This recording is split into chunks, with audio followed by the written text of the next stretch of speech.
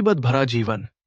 गांव के किनारे एक छोटा सा कच्चा घर था जहां रहता था एक बुजुर्ग व्यक्ति। नाम था रामनाथ। उसकी उम्र करीब 70 साल की थी। बाल सफेद हो चुके थे। एक दिन गांव में बाढ़ आ गई।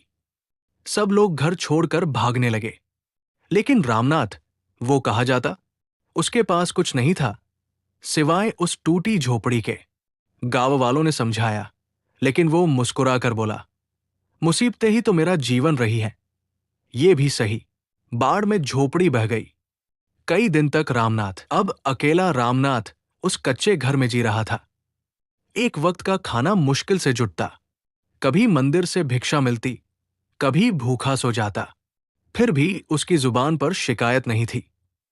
हर सुबह ईश्वर को हाथ जोड़कर यही कहता, जो तूने दिया है वो भी बहुत है। रामनाथ ने उसकी ओर देखा, कुछ नहीं कहा, बस मुस्कुरा दिया। फिर धीरे से बोला, जीवन मुसीबतों से भरा था बेटा, लेकिन तू आ गया, अब ये भी धन्य हो गया। सीख, मुसीबतें चाहे कितनी भी बड़ी क्यों न हो, इंसान अगर सहने की हिम्मत रखे और मन में विश्वास बनाए रखे तो जीवन एक दिन मुस्कुरा ही देता है।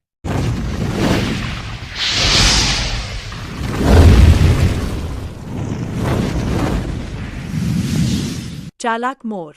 बहुत समय पहले की बात है। एक हरे भरे जंगल में मोहन नाम का एक सुंदर मोर रहता था।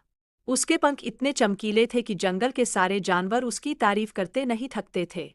लेकिन सिर्फ सुंदर ही नहीं, मोहन बहुत चालाक भी था। एक दिन जंगल में एक शिकारी आ गया। वह मोहन को पकड़कर जाल ले जाकर बेचना चाहता था। शिकारी ने जाल बिछाया और कुछ दाने डालकर मोहन को फांसने की कोशिश की। मोहन दूर से सब देख रहा था। वह समझ गया कि कुछ गड़बड़ है। उसने तुरंत एक तरकीब सोची। मोहन जोर-जोर से नाचने लगा और इतनी सुंदर आवाज में गाने लगा कि शिकारी खुद मोहित हो गया। शिकारी धीरे-धीरे मोहन के पास आया। मोहन ने भी थोड़ा-थोड़ा आगे बढ़ना शुरू किया। जब शिकारी बिल्कुल पास आ गया, तभी मोहन एकदम तेजी से उड़ा और पास के पेड़ पर जा बैठा। शिकारी का जाल खाली रह गया। शिकारी हैरान होकर वहीं खड़ा रह गया और मोहन हंसते हुए बोला, चालाकी से जाल से बचा जा सकता है, ताकत से नहीं। उस दिन से जंगल के सारे जानवर मोहन को सिर्फ उसके सुंदर पंखों के लिए नहीं, उसकी समझदारी के लिए भी सराहने लगे। भी प्रतिभाशाली और मेहनती युवक रहता था। अपने परिश्रम, बुद्धि और लगन के बल पर उसने बहुत छोटी उम्र में ही बड़ी बड़ी सफलताएं हासिल कर ली। खेती हो या व्यापार, हर काम में वो सबसे आगे था। गांव के लोग उसका बहुत सम्मान करते थे और बच्चे उसे आदर्श मानते थे। लेकिन समय के साथ साथ विक्रम के अंदर अहंकार घर करने लगा। उसे लगने लगा कि वो दूसरों से बेहतर है और बाकी सब लोग उससे नीचे हैं।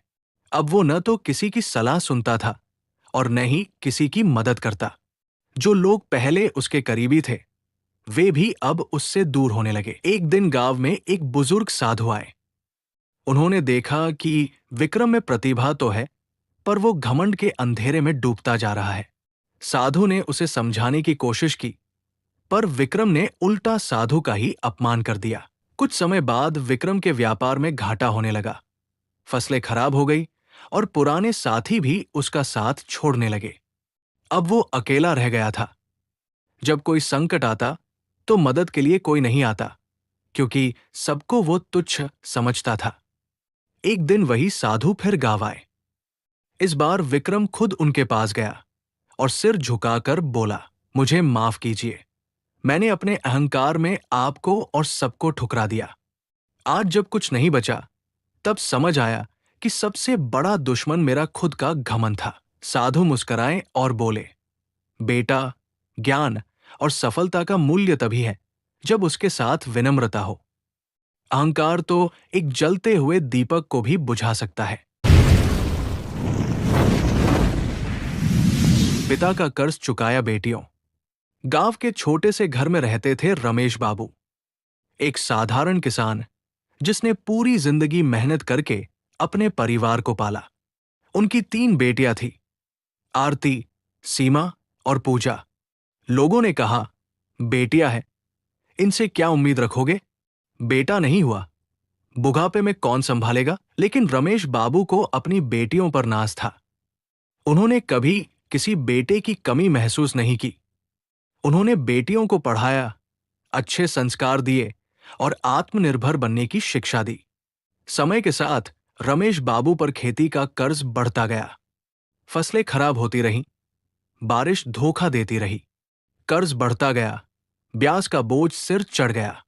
रमेश बाबू ने कर्ज उतारने की बहुत कोशिश की, लेकिन उम्र और हालात ने साथ नहीं दिया। आखिरकार उन्होंने हार मान ली और एक दिन चुपचाप इस दुनिया से विदा ले ली। जब बेटियों को यह पता चला कि पिता लाखों रुपए के कर्ज में डूबे हुए थे, तो समाज ने फिर ताना मारा। अब देखो, कौन चुकाएगा ये कर्ज? बेटियां क्या कर लेंगी? पर बेटियां सिर्फ आंसू नहीं बहाती, वे संघर्ष भी करती है। आरती ने नौकरी की तलाश शुरू की और एक स्कूल में शिक्षिका बन गई। सीमा ने सिलाई सीखकर एक बुटीक शुरू किया और पूजा ने ऑनलाइन प्लेटफॉर्म पर घर का बना अचार और पापड़ बेचना शुरू किया। तीनों ने तय किया, पापा का कर्ज है, हमारी जिम्मेदारी है। दिन रात की मेहनत से एक एक पैसा जोड़कर धीरे धीरे उन्होंने सारे कर्ज चुका दिए। जिन लोगों ने कहा था कि बेटियां बोझ होती हैं, वही आज उनके साहस और संघर्ष की मिसालें देने लगे। गांव में अब भी एक दीवार पर चूने से लिखा हुआ है, पिता का कर्ज चुकाया बेटियों ने, बेटियां भी बेटे से कम नहीं होती।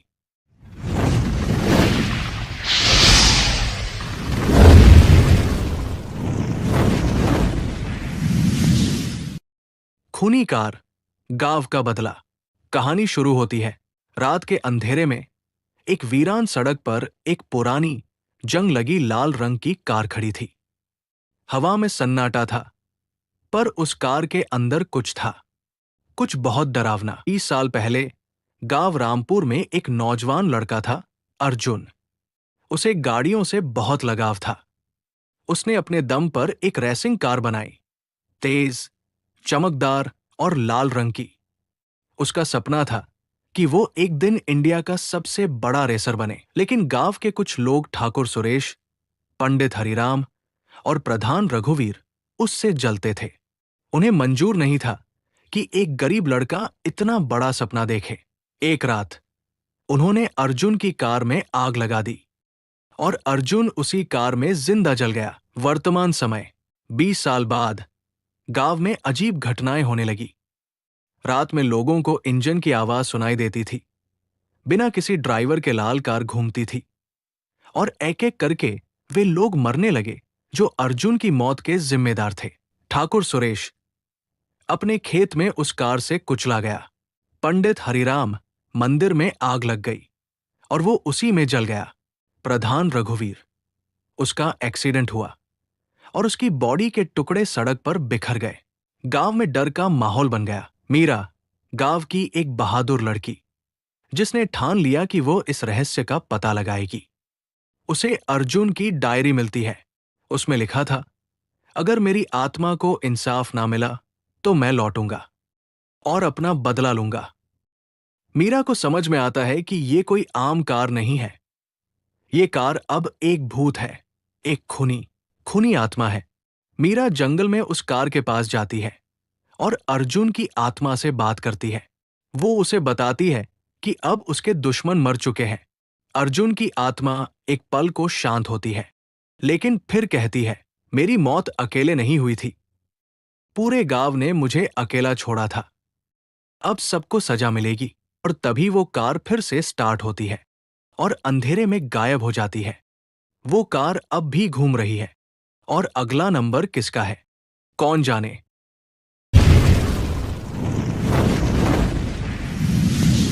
गधे के सवार एक दिन रामू और श्यामू नाम के दो दोस्त गांव से शहर जा रहे थे। उनके पास एक ही गधा था। रास्ता लंबा था तो दोनों ने तय किया कि बारी बारी से गधे पर बैठेंगे।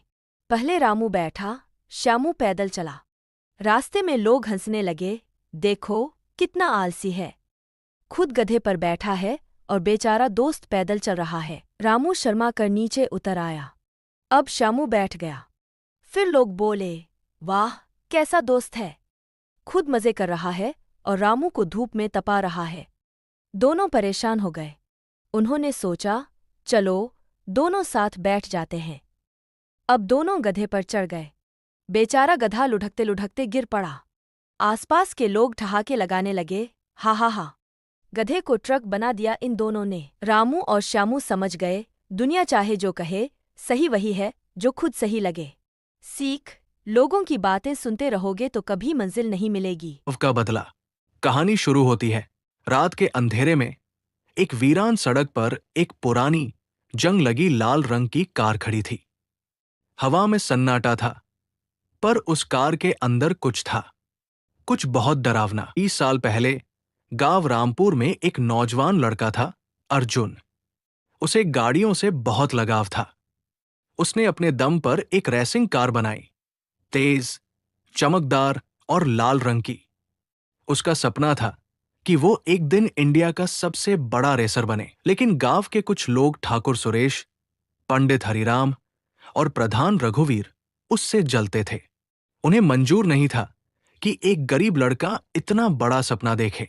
एक रात उन्होंने अर्जुन की कार में आग लगा दी और अर्जुन उसी कार में जिंदा जल गया। वर्तमान समय 20 साल बाद गांव में अजीब घटनाएं होने लगी।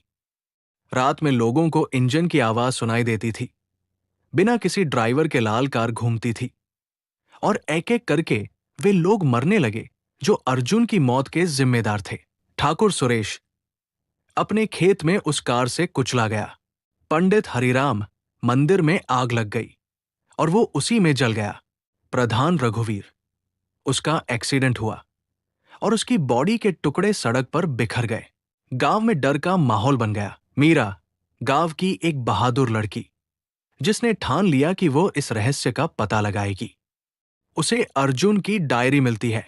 उसमें लिखा था, अगर मेरी आत्मा को इंसाफ ना मिला तो मैं लौटूंगा और अपना बदला लूंगा। मीरा को समझ में आता है कि ये कोई आम कार नहीं है। ये कार अब एक भूत है, एक खूनी आत्मा है। मीरा जंगल में उस कार के पास जाती है और अर्जुन की आत्मा से बात करती है। वो उसे बताती है कि अब उसके दुश्मन मर चुके हैं। अर्जुन की आत्मा एक पल को शांत होती है, लेकिन फिर कहती है, मेरी मौत अकेले नहीं हुई थी। पूरे गांव ने मुझे अकेला छोड़ा था। अब सबको सजा मिलेगी। और तभी वो कार फिर से स्टार्ट होती है और अंधेरे में गायब हो जाती है। वो कार अब भी घूम रही है और अगला नंबर किसका है, कौन जाने।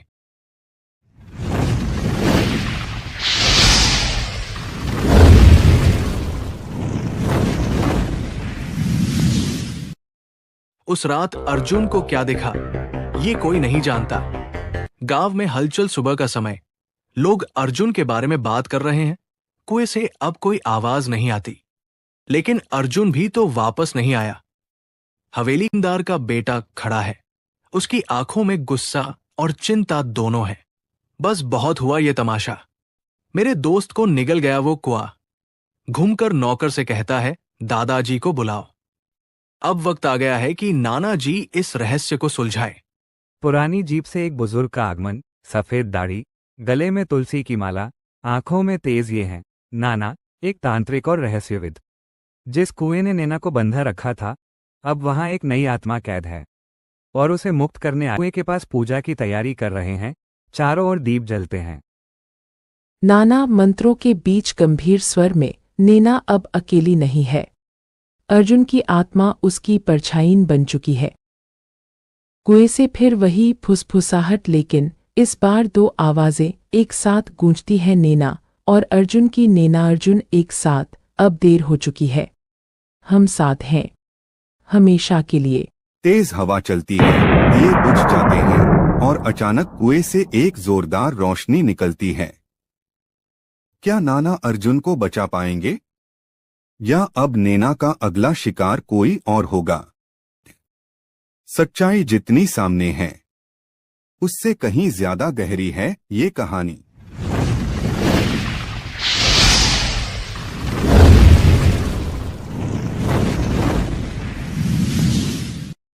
बहुत समय पहले धनपुर गांव में एक सूखा कुआं था, लेकिन वो कुआं बस सूखा नहीं था। उसमें बसी थी एक आत्मा, नैना की आत्मा। नैना रोज मंदिर में पूजा करती थी, गायों को चारा देती थी और किसी का बुरा नहीं चाहा। फिर भी मेरे साथ इतना बड़ा अन्याय क्यों हुआ? नैना, तुझ जैसी लड़की को मैं अपना बना सकता हूँ, तुझे समझ नहीं आता क्या? मैं जमींदार का बेटा हूँ। अगर तू मेरी नहीं हुई तो किसी की भी नहीं होगी। विक्रम ने अपना गुस्सा नहीं रोका और एक रात उसने नैना को कुएं में धक्का दे दिया। उस रात के बाद से कुएं से कोई लड़की के रोने की आवाज आती। उसने भी उधर झांका, वो लौटकर नहीं आया। अर्जुन, ये सब अंधविश्वास है। मैं खुद जाऊंगा और सच्चाई लाकर रहूंगा। रात में रिकॉर्डर चालू करता है। अगर तुम यहां हो नैना, तो सामने आओ। मैं तुम्हें मुक्ति दिलाने आया हूं। क्या तुम मेरी मदद करोगे?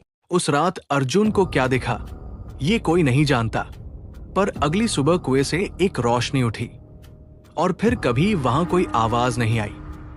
नैना को शायद अब शांति मिल गई थी। पिक्चर अभी बाकी है मेरे दोस्त। गधे के सवार एक दिन रामू और श्यामू नाम के दो दोस्त गांव से शहर जा रहे थे। उनके पास एक ही गधा था। रास्ता लंबा था तो दोनों ने तय किया कि बारी बारी से गधे पर बैठेंगे। पहले रामू बैठा, श्यामू पैदल चला। रास्ते में लोग हंसने लगे, देखो कितना आलसी है, खुद गधे पर बैठा है और बेचारा दोस्त पैदल चल रहा है। रामू शर्मा कर नीचे उतर आया। अब श्यामू बैठ गया। फिर लोग बोले, वाह कैसा दोस्त है, खुद मजे कर रहा है और रामू को धूप में तपा रहा है। दोनों परेशान हो गए। उन्होंने सोचा, चलो दोनों साथ बैठ जाते हैं। अब दोनों गधे पर चढ़ गए। बेचारा गधा लुढ़कते लुढ़कते गिर पड़ा। आसपास के लोग ठहाके लगाने लगे, हा हा हा, गधे को ट्रक बना दिया इन दोनों ने। रामू और श्यामू समझ गए, दुनिया चाहे जो कहे, सही वही है जो खुद सही लगे। सीख, लोगों की बातें सुनते रहोगे तो कभी मंजिल नहीं मिलेगी। बहादुरी गने गांव के पास एक घना जंगल था, जिसे लोग भूतिया जंगल कहते थे। कहा जाता था कि वहां एक भूत का साया था, जो रात होते ही दिखाई देता और डरावनी आवाजें निकालता। गांव वाले उस जंगल में जाने से कतराते थे। एक दिन जंगल का राजा शेर वहां से गुजर रहा था। उसने देखा कि एक बड़ा सफेद साया हवा में तैर रहा है और जोर जोर से हंस रहा है। शेर पहले तो चौकन्ना हुआ, लेकिन फिर उसने सोचा, मैं जंगल का राजा हूँ, मुझे डरना नहीं चाहिए। शेर गरजते हुए बोला, कौन है वहाँ? सामने आओ। भूत ने और भी डरावनी आवाज निकाली, लेकिन शेर डरा नहीं। उसने अपने पंजों से जमीन पर जोरदार वार किया। जंगल में उसकी दहाड़ गूंज उठी। तभी एक जोरदार हवा चली और भूत का पर्दाफाश हो गया। वो असल में एक बूढ़ा उल्लू था, जो अपनी सफेद पंख फैलाकर डरावना दिखने की कोशिश कर रहा था। गांव वालों को जब यह बात पता चली, तो वे बहुत खुश हुए और शेर की बहादुरी की तारीफ करने लगे। उस दिन के बाद कोई भी जंगल में जाने से नहीं डरता था और भूतिया जंगल का नाम बदलकर निर्भय वन रख दिया गया। शिक्षा, डर का सामना करने से ही उसका अंत होता है।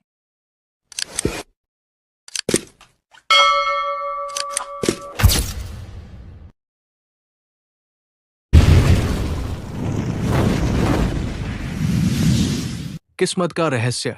एक छोटे से गांव में राघव नाम का एक गरीब लड़का रहता था। उसके पास कुछ खास नहीं था, लेकिन उसके सपने बहुत बड़े थे। गांव वाले उसे अक्सर ताने मारते, तेरे जैसे की किस्मत कभी नहीं बदलती। राघव रोज एक पुरानी लाइब्रेरी में जाता और किताबें पढ़ता। एक दिन उसे एक फटी हुई किताब मिली, जिसमें एक नक्शा छिपा था। नक्शे पर लिखा था, जिसे खुद पर भरोसा हो, वही मेरी ताकत का हकदार है। राघव ने तय किया कि वो इस रहस्य को सुलझाएगा। कई दिनों की मेहनत के बाद वो उस जगह पहुंचा जहां एक पुराना संदूक दफन था। उसे लगा उसमें खजाना होगा, लेकिन जब संदूक खोला तो उसमें सिर्फ एक कागज था, जिस पर लिखा था, तुम्हारी सबसे बड़ी ताकत तुम्हारा विश्वास है। जो तुमने अभी तक किया वही असली खजाना है। राघव को समझ आया कि उसकी मेहनत, साहस और आत्मविश्वास ही उसकी किस्मत बदलने का रहस्य थे। सालों बाद वही लड़का एक बड़ा लेखक बना और उसकी कहानी लाखों लोगों को प्रेरणा देने लगी।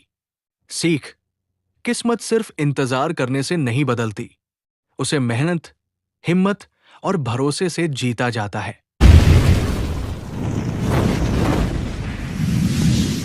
समय का सबक। दो भाइयों की हांडी। बहुत समय पहले की बात है। एक गांव में दो सगे भाई रहते थे, रमेश और सुरेश। दोनों मेहनती थे और साथ में खेती करते थे। एक दिन उन्हें जंगल में एक पुराना मिट्टी का बर्तन, हांडी, मिला। हांडी में सोने के सिक्के भरे हुए थे। दोनों बहुत खुश हुए। सुरेश बोला, भाई, इसे हम दोनों आपस में बराबर बांट लेंगे। दोनों ने मिलकर हांडी को खेत के एक कोने में गाड़ दिया। समय बीतता गया। सुरेश कई बार रमेश से कहता, भाई, चलो हांडी निकाल लेते हैं, कुछ जमीन खरीद लेते हैं, कुछ घर की मरम्मत कर लें। लेकिन रमेश हमेशा कहता, अभी नहीं भाई, सही समय आने दो। साल दर साल निकल गए। एक दिन जब सुरेश खेत में काम कर रहा था तो देखा कि उस कोने पर कुछ मजदूर खुदाई कर रहे हैं।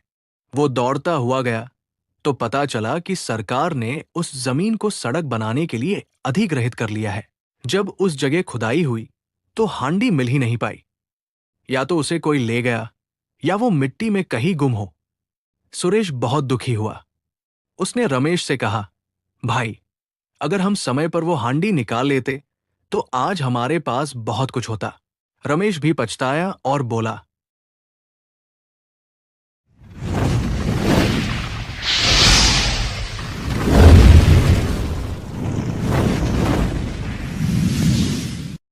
खूनी कार, गांव का बदला।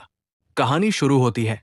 रात के अंधेरे में एक वीरान सड़क पर एक पुरानी, जंग लगी लाल रंग की कार खड़ी थी। हवा में सन्नाटा था, पर उस कार के अंदर कुछ था, कुछ बहुत डरावना। 20 साल पहले गांव रामपुर में एक नौजवान लड़का था, अर्जुन। उसे गाड़ियों से बहुत लगाव था। उसने अपने दम पर एक रेसिंग कार बनाई, तेज, चमकदार और लाल रंग की। उसका सपना था कि वो एक दिन इंडिया का सबसे बड़ा रेसर बने। लेकिन गांव के कुछ लोग ठाकुर सुरेश, पंडित हरिराम और प्रधान रघुवीर उससे जलते थे। उन्हें मंजूर नहीं था कि एक गरीब लड़का इतना बड़ा सपना देखे। एक रात उन्होंने अर्जुन की कार में आग लगा दी और अर्जुन उसी कार में जिंदा जल गया। वर्तमान समय 20 साल बाद गांव में अजीब घटनाएं होने लगी। रात में लोगों को इंजन की आवाज सुनाई देती थी। बिना किसी ड्राइवर के लाल कार घूमती थी और एक एक करके वे लोग मरने लगे जो अर्जुन की मौत के जिम्मेदार थे। ठाकुर सुरेश अपने खेत में उस कार से कुचला गया। पंडित हरिराम मंदिर में आग लग गई और वो उसी में जल गया। प्रधान रघुवीर, उसका एक्सीडेंट हुआ और उसकी बॉडी के टुकड़े सड़क पर बिखर गए। गांव में डर का माहौल बन गया। मीरा, गांव की एक बहादुर लड़की, जिसने ठान लिया कि वो इस रहस्य का पता लगाएगी। उसे अर्जुन की डायरी मिलती है। उसमें लिखा था, अगर मेरी आत्मा को इंसाफ ना मिला तो मैं लौटूंगा और अपना बदला लूंगा। मीरा को समझ में आता है कि ये कोई आम कार नहीं है। ये कार अब एक भूत है, एक खूनी आत्मा है। मीरा जंगल में उस कार के पास जाती है और अर्जुन की आत्मा से बात करती है। वो उसे बताती है कि अब उसके दुश्मन मर चुके हैं। अर्जुन की आत्मा एक पल को शांत होती है, लेकिन फिर कहती है, मेरी मौत अकेले नहीं हुई थी। पूरे गांव ने मुझे अकेला छोड़ा था। अब सबको सजा मिलेगी। और तभी वो कार फिर से स्टार्ट होती है और अंधेरे में गायब हो जाती है। वो कार अब भी घूम रही है और अगला नंबर किसका है, कौन जाने।